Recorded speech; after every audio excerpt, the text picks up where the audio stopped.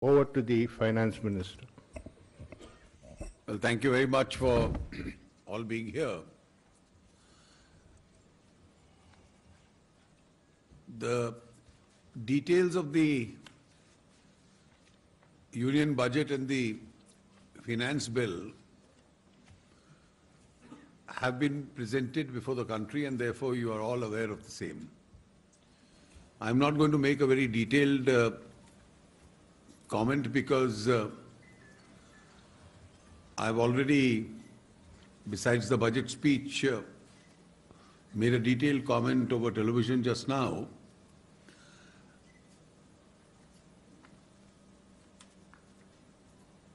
This budget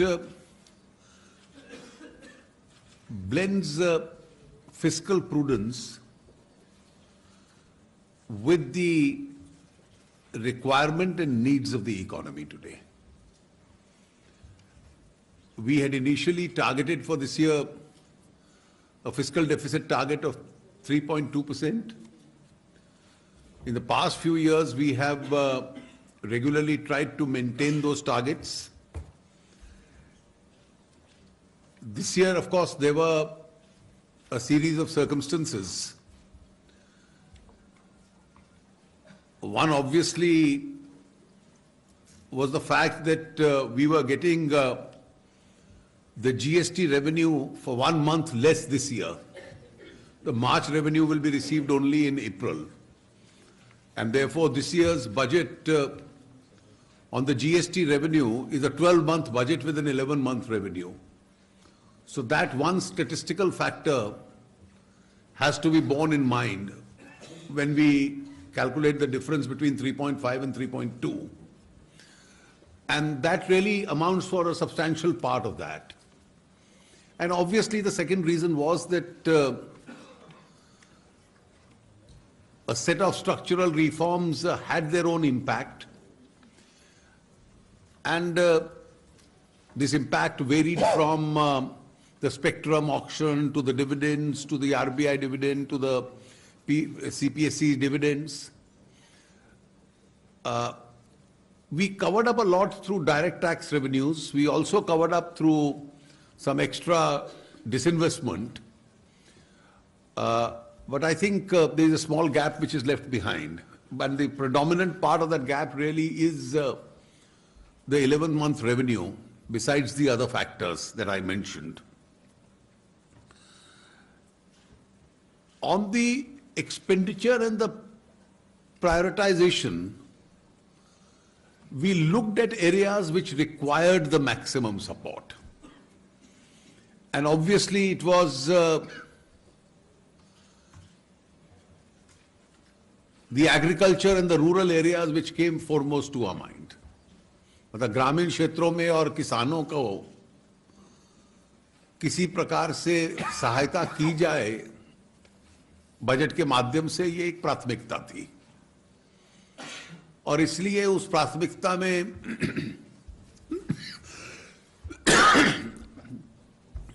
ये जो कुछ घोषणा ग्रामीण क्षेत्र के बारे में की गई एमएसपी के संबंध में और उसके अतिरिक्त अन्य स्कीम्स जो हैं, वो इस फैक्ट को मद्देनजर रखते हुए की गई.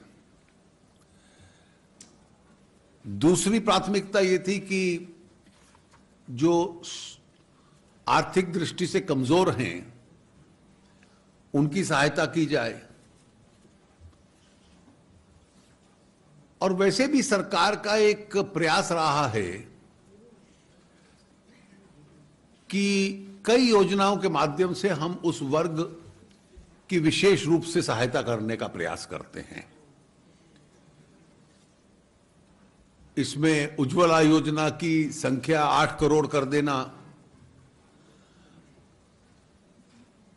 और जो मेगा हेल्थ स्कीम हम लोगों ने अनाउंस की है, मुझे लगता है वो बहुत बड़ी योजना है. और उस योजना के तहत देश के 10 करोड़ परिवारों को चुनना वो एक सामाजिक क्राइटेरिया, आर्थिक क्राइटेरिया अवेलेबल रहता है जिसके माध्यम से उसका चयन होगा। हमने ये भी कहा है कि इसका सफलता पे निर्भर करते हुए आगे इसको यूनिवर्सल किया जाए और एक 5 लाख तक का सालाना इंश्योरेंस कवर हॉस्पिटलाइजेशन का उनको मिले, एक प्रयास है। जितनी योजनाएं हैं उसके ऊपर जितना एक्सपेंडिचर मेंटेन करना था किया है। इंफ्रास्ट्रक्चर एक बहुत बड़ी प्राथमिकता सरकार की है और उस इंफ्रास्ट्रक्चर में ग्रामीण सड़कें, हाईवेज, रेलवेज, पोर्ट्स, एयरपोर्ट्स, ये सब प्राथमिकता के अपने केंद्र रहे हैं। जहां तक टैक्सेशन रिलीफ है, इसमें 3 वर्ग ऐसे हम लोगों ने चुने हैं। एक पुरानी कमिटमेंट थी कि हमने कहा था कि जब धीरे धीरे एग्जेम्पशंस कम होंगी तो हम कॉर्पोरेट टैक्स को 25% करेंगे, लेकिन एग्जेम्पशंस तुरंत समाप्त कर देना सरल नहीं है क्योंकि हर एग्जेम्पशन की भविष्य की कोई सनसेट डेट है और इसलिए अभी एग्जेम्पशंस अधिकतर चल रही हैं और फिर भी धीरे धीरे 50 करोड़ और आज 50 करोड़ से 250 करोड़। 250 करोड़ का आधार ये है कि नई जो मीडियम इंडस्ट्रीज की आउटर लिमिट है वो 250 है, तो सारा एसएमई सेक्टर उसमें कवर होता है और उनको टैक्स रिलीफ की श्रेणी में ले आना। सैलरीड क्लास के लिए एक स्टैंडर्ड डिडक्शन वापस लेकर आना और उसका एक बहुत साउंड आधार हम लोगों ने दिया है क्योंकि टैक्स पेमेंट का अधिक बोझ इस वर्ग पे पड़ता है और जो अन्य वर्ग है वो तो अपने एक्सपेंसेस वगैरह बिजनेस अकाउंट्स में जोड़ लेते हैं। इस वर्ग को वो सुविधा नहीं मिलती और इसलिए इस वर्ग को उसका लाभ मिले। और इसके अलावा एक कुछ एवेन्यूज टैक्स रिलीफ के भी और इन्वेस्टमेंट के भी बढ़ाए जाए सीनियर सिटीजन्स के। ये 3 वर्ग हम लोगों ने विशेष रूप से चुने हैं। जहां तक साधन जुटाने का प्रश्न था, आप एक दृष्टि से यह भी मान सकते हैं कि जैसे ही आर्थिक दृष्टि से देश प्रगति करता है तो सामाजिक सुरक्षा के कुछ बिंदु समाज में बढ़ने पड़ेंगे और आगे और भी बढ़ेंगे। A social security net has to be created और उस सोशल सिक्योरिटी नेट को बनाने के लिए साधन, रिसोर्सेज चाहिए। 1% सरचार्ज प्रत्यक्ष रूप से उस सोशल सिक्योरिटी रिसोर्स की तरफ जाता है। इसका बोझ भी सीमित है लेकिन इसका लाभ एक बड़े वर्ग को मिलता है।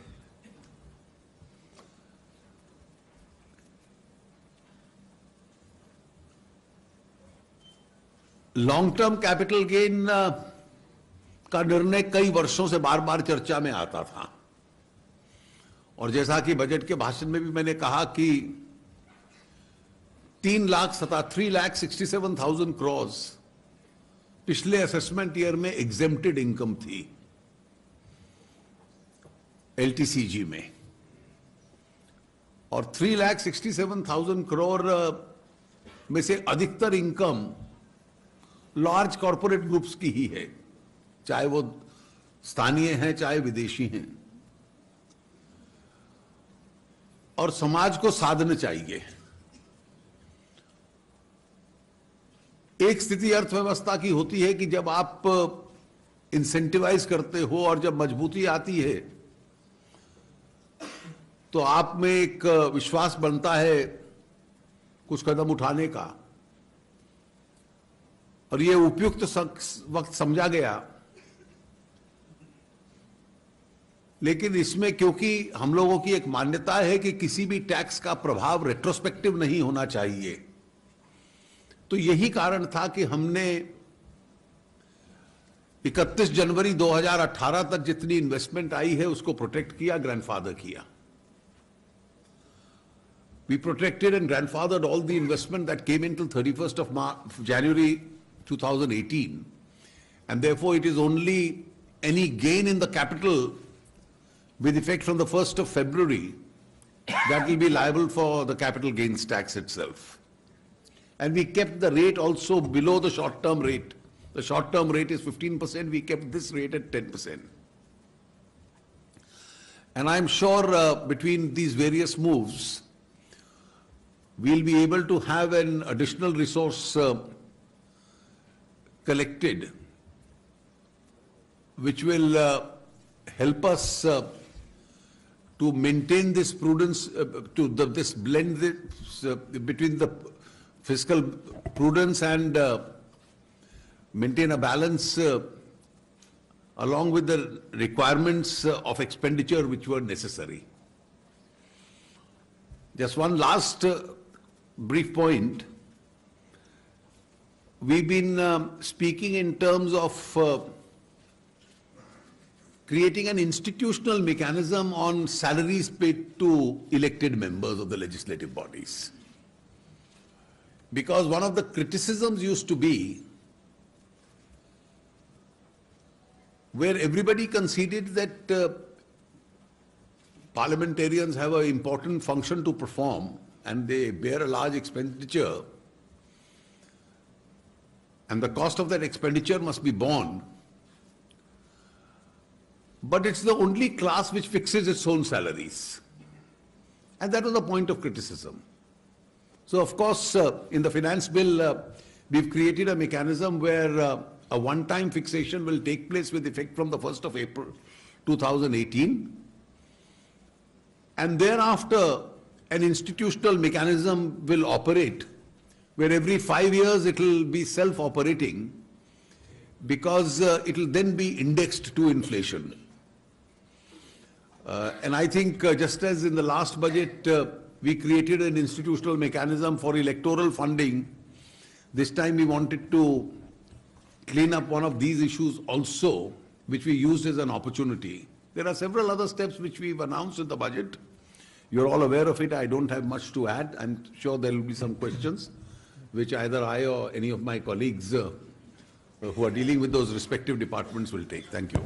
Thank you, sir.